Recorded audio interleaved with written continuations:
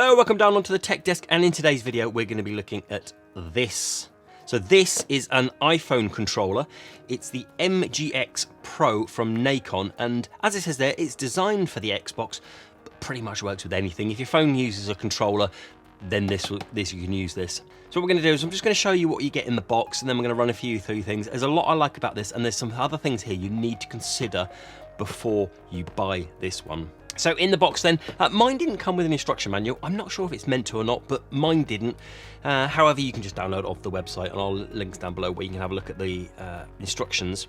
It did come with a nice USB Type-C cable. This is a lovely one, 80 centimeters long, really good quality, but I've saved this for best because I have one over here that I use. And it also comes with, you get yourself some free Xbox Game Pass as well, which you can add a code on. You can have that if that's what you want, but as I said, it's not specifically used for the Xbox. So let's go through the controller itself. So in here, I don't know if you've probably seen these before. Basically what it is, your phone sits in there and this slides out and it clamps your phone in so you can use it kind of like almost like a Nintendo Switch or a Steam Deck with your phone sat in there. Over here we've got the left thumbstick, we have an options button, the D-pad, and we have another thumbstick, we have a home and the menu, and then we have these buttons over here, and then on the back nothing apart from a reset button, USB Type-C for charging, and Bluetooth, and on the top there we have the triggers L1, R1, L2 and R2. These two are analog and these two are digital. So if I start over this side here, the thumbsticks, these are brilliant thumbsticks, okay? This is something I really like about this, is the thumbsticks and the D-pad. There's no friction there at all.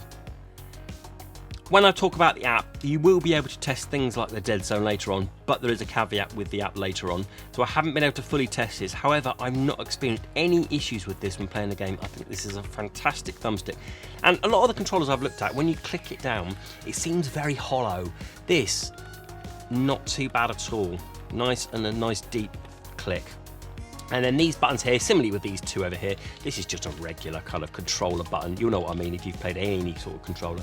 And the D-pad, I think this is quite a nice D-pad. As I say all the times, I think the D-pad is a personal preference. But for me, this feels like a nice D-pad. There's a definite feedback of every time that you click it in there. And if you see, when I click it in, there's hardly any movement to the other side of the D-pad, which is a good sign. In the middle bit here, so we have what the Nacon, written Nacon, and this rubber, so everything that's grey here is kind of rubberized, so it protects your phone when it's sat in there, and it's all in kind of the edges there. And it has this lip at the bottom, so your phone can sit on there, which I'll put the phone in a second, so it doesn't fall out if you're holding it like this. As I said before, two regular buttons over here. Thumbstick, exactly the same as this one, apart from it's got the Nacon logo on it. This one is kind of like dimpled. Other than that, feels and controls exactly the same way as this one. And then we have these buttons over here, so X, Y, A and B.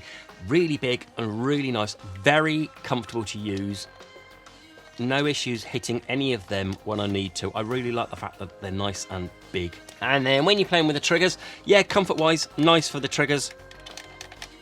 Yep, didn't have to reach, didn't have to stretch for any of the buttons when playing it. And then we have these short, these are quite stubby here. They're not as long as other controllers, but they're long enough, so you can see my fingers here, they kind of reach to the end, but it's fine, it's comfortable enough for what it is. And then if we spin it over, all of this over here is kind of this grippy material, okay, so it's kind of textured. So it's, if we split the controller in half, this half is all smooth and this half all around the back is nice and textured, just for that extra bit of grip.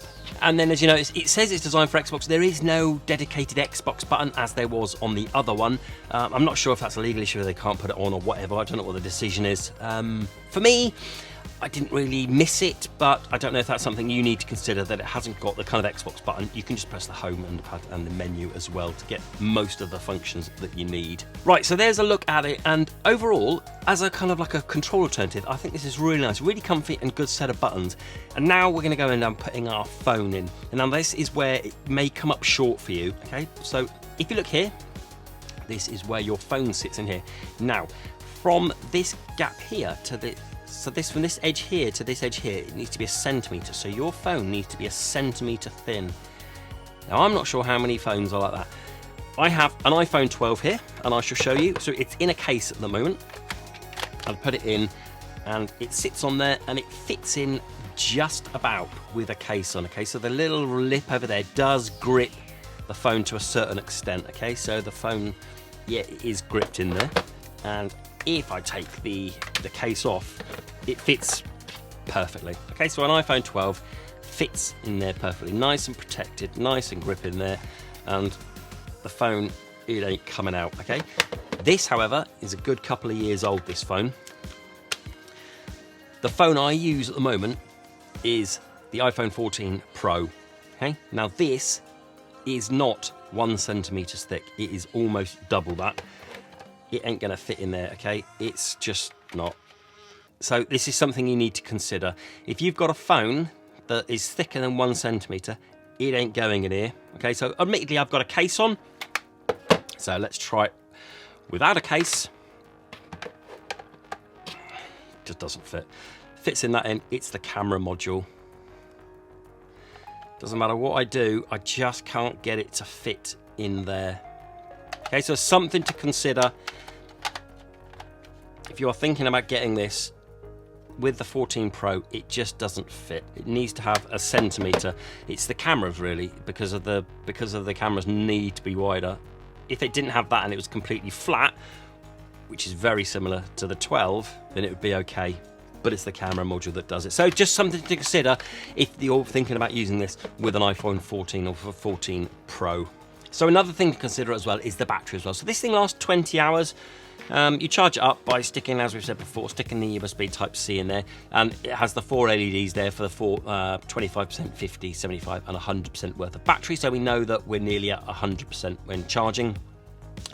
This will last you 20 hours, longer than your phone, and when your phone is in it, you're not going to be able to charge your phone up at the same time as this as well. There's no charging pass-through, so that's something to consider as well if you want to pick this up. And then for the purpose of the video, I am going to be using this phone for the Pro. I'm just going to have it slotted in there. Even though it doesn't quite fit, it just uses it so I can demonstrate the controller. So to fire it up then, all you're going to do is you're going to go to the Bluetooth menu, you're going to go to Home to turn it on, and you'll see that it's flashing and then it's searching for it. All you do is you need to hold down the Bluetooth button at the bottom for it to pair, and it will show up as MGX Pro. Here it is here already, so I've already got mine connected. So we know that this is connected. And then it's just a case of firing up anything you want, and if the phone accepts it as a controller, so any game that can accept a controller, it will work. So for example, we're going to fire up Oceanhorn 2 here. As I said before, it feels nice and responsive. The thumbstick, I don't feel any lag. It's basically just any sort of like Bluetooth controller really. It feels really good. So this is the menu button. You press this for the in-game menu. The home, it will take you to the game center in particular for this game. This one here's the screenshot, so you press that once it will screenshot. If you hold it down, it will start recording the screen for you. And all the buttons work as you would expect. Let's ping it over now to PS Remote Play. I'm going to connect it to my PS5, which is sat behind me, and there we are. We have it connected.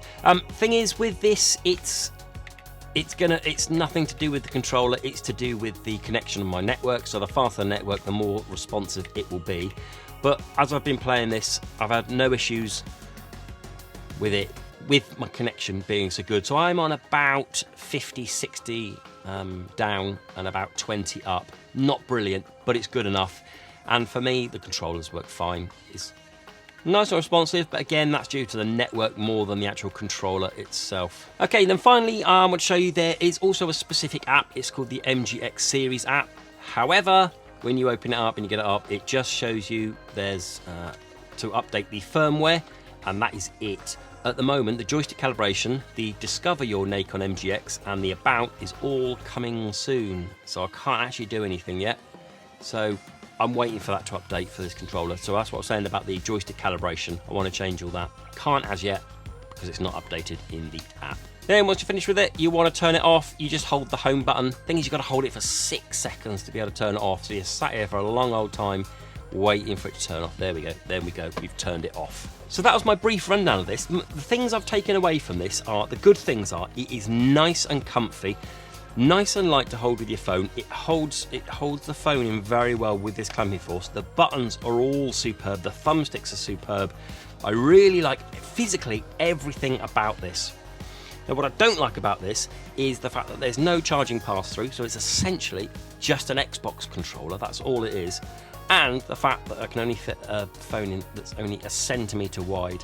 So if you've got a phone that's a bit wider, you're not going to be able to fit it in, I'm afraid. I'll leave links down below where you can go and have a look at it. Please do consider all the pros and the negatives that I've been through with this video. And if you've got any questions, drop them down. Or if you've experienced this, do let me know your thoughts on this. Okay, that's everything then. Until the next video, bye-bye.